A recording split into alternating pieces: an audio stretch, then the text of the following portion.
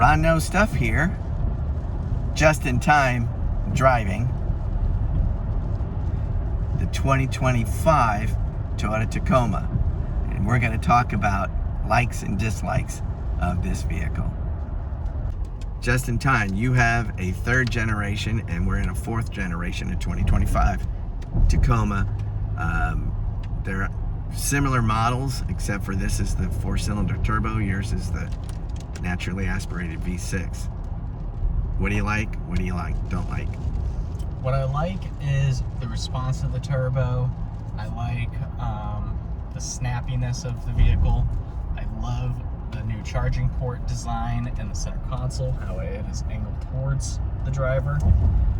Performance is, would you say that's as good as your V6 or better? It's snappier, for sure. So the Turbo 4, when that turbo kicks in, is there any turbo lag? But as soon as you punch it, it goes. Yeah, because as soon as you punch it, it goes? Yeah. Okay. So, so it feels punchier than the 6-cylinder, right? Yes. There's actually lag with the 6-cylinder getting it up to speed. This is like instant. Yeah. Yeah, I find the same on my Ford 2.7 twin turbo. So it's comfortable. I will say it's higher than the last generation. Yes. Do you agree with that? So if you don't have running boards, you're gonna need them. Whereas on the third gen, you don't really need running boards. This has a removable JBL speaker, which is a novelty. I mean, I like some of the interior choices, such as like the knurled buttons, and some of the Molly panel siding on the doors. They could be a little bit more functional. They're a little too showy and not functional enough, in my opinion. And that's about it. What I hate is the window. The window makes it feel really cramped and short in here, and all the bulky components, while I like the design of it, it's too bulky. I feel like I'm overcrowded, and I'm a small guy. I'm 5'7" and $150. So it feels too cramped for what essentially is too big of a vehicle on the outside, and it's too small on the inside. So really, parking is, I mean, you can park it all right, but it just feels so much bigger than the last one.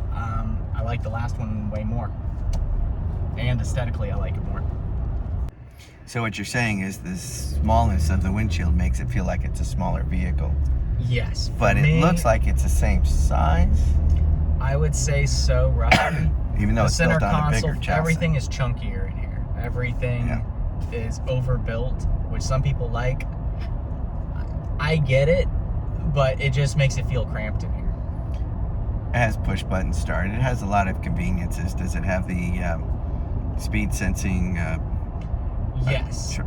Cruise control? Yes, it does. And it has the lane assist. Lane assist as well.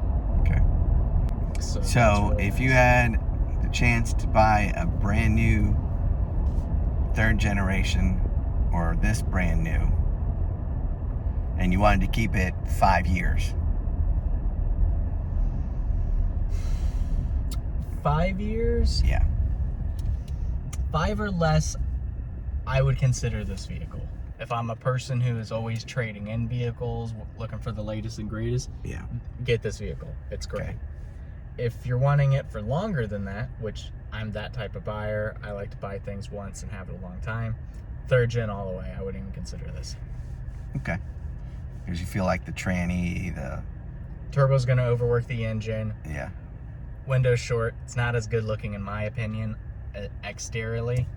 I like some of the gimmicks in here for sure, a lot more, and the functionality of the inner console, but I've only had it a week and a half, so it doesn't feel second nature yet, so I can't say for sure on the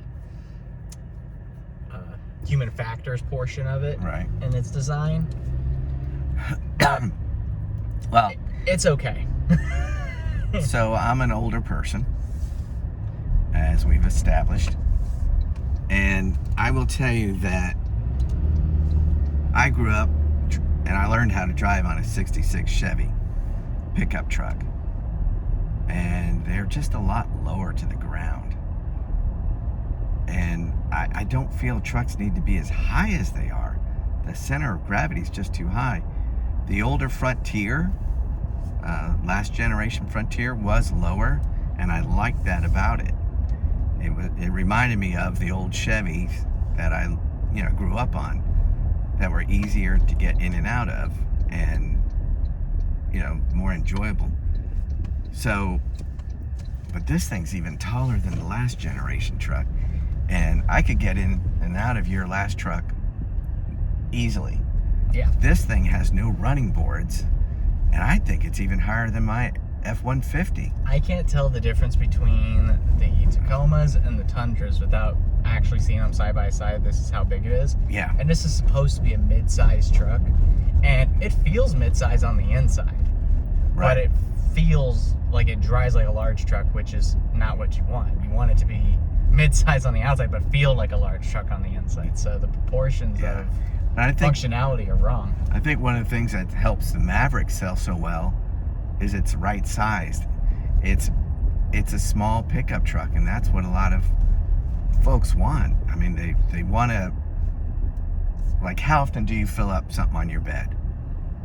Do you use your truck bed? It's not that often, right? I use it pretty often. Do you? I would say maybe at least once a week. You do? With some, I'm getting a piece of wood here and there. Could I do it with a car and a roof rack? Yeah. But having a bed, I love the convenience of it, and hauling mulch and dirt, especially during the springtime when you're wanting to reset your yard and it's a stuff. gentleman's truck. Yeah. And I feel like the size of the Maverick would suit that. And it's 4-door, so it can still carry people. But the Maverick is a unibody, whereas a real truck is body on frame. And the old Ford Couriers, the old Toyota pickups, not the Tacomas, but when they were called the Toyota pickup, those were small, so they're economical, but they're more of a gentleman's pickup. They're body on frame, and you could get heavy loads as you needed.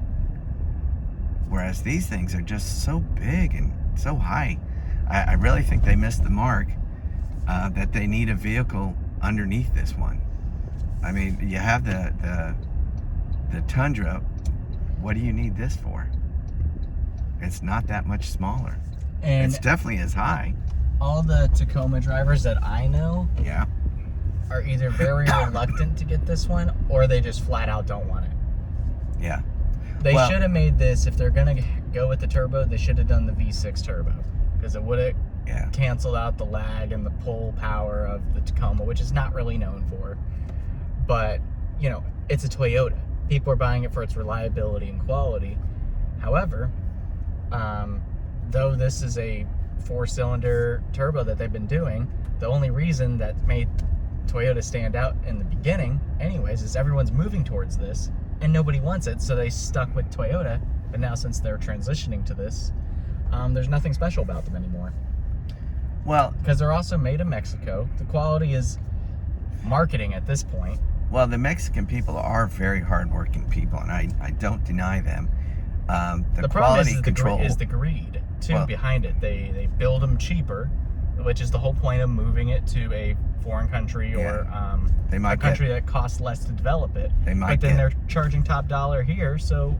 Well, they get $15 to $18 a day to work to build these things, which is a great wage for Mexico, but you know, they didn't pass the savings on to the consumer. No. And I know it's expensive to research and develop new vehicles, but they're sharing platforms. Like I said, this is shared with the Tundra. So. And it's already outpriced to begin with, and then we're from the southeast, so we're also dealing with the distributor add-on cost of whatever bells and whistles they want to add on and make you pay for it, which is not worth it. Toyota has 12 distributorships in the United States, They have control over 10 of them. The two largest ones, which is the Texas market and the Florida Southeast market, they don't have control over. So those distributorships, you know, they'll take the Toyota MSRP and now they'll change it to their suggested retail price. They don't even call it an MSRP because they add all their Toyo Guard and all this other crap that you just don't need or want.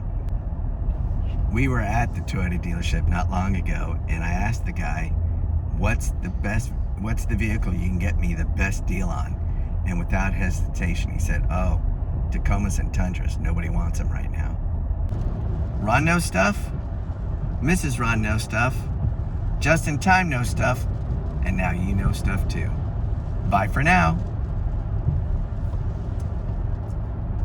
So I like the response of the turbo. There's no lag on it, there's no pause, so it's a lot snappier than the prior generation. Okay. So that's the one thing I love about it. And this charging port here. Oh yeah, it has a it's angled so you can see your map if it's not connected to the blue screen here, or